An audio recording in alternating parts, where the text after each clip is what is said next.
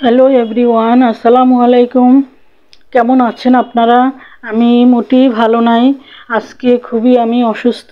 অনেক দিন পর রান্নার ভিডিও আপনাদের দিতেছি। প্রচুর ঠান্ডা লেগেছে এবং জ্বর উঠেছে।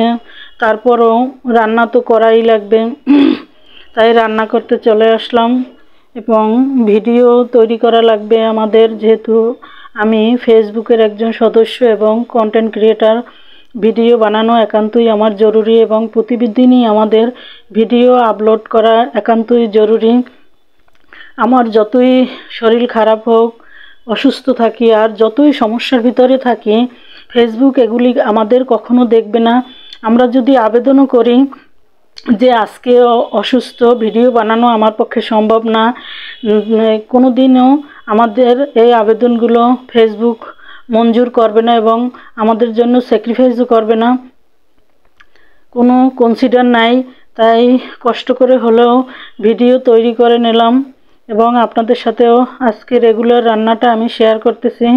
শরীরটা খুবই খারাপ যাচ্ছে আমার, খুব কষ্ট করে আজকে সাধারণ রান্না করতেছি, সহজভাবে মাছ ভুনা করতেছি আর ডাল রান্না করব শুধু। তাই আপনাদের সাথে একটু ভিডিও করে নিলাম। রান্না করতে খুব কষ্ট হচ্ছে, তারপরেও করতে এসেছি। মাছ ভুনা করতেছি, সাগরের মাছ ভাজলাম, আপনাদের দেখালাম। ভাজা শেষ হয়ে গেল, ভুনা করতেছি। এখন ঝোলটা ফুটে উঠেছে, ঝোলের ভিতর মাছগুলো দিয়ে দিলাম।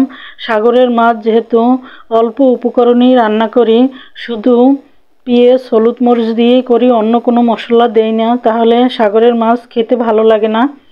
এই জন্য এভাবে করে শুধু পেঁয়াজ মরিচ সামান্য উপকরণ দিয়ে রান্না করলে মাছটা খেতে স্বাদ লাগে।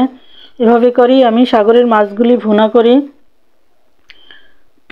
অল্প উপকরণ বলি রান্না করতে এসেছি এবং সহজেই যেন রান্নাটা হয়। আমার কণ্ঠে আপনারা বুঝতে পারবেন আমি অনেক অসুস্থ। মাছটা কিন্তু ভুনা হয়ে গেছে।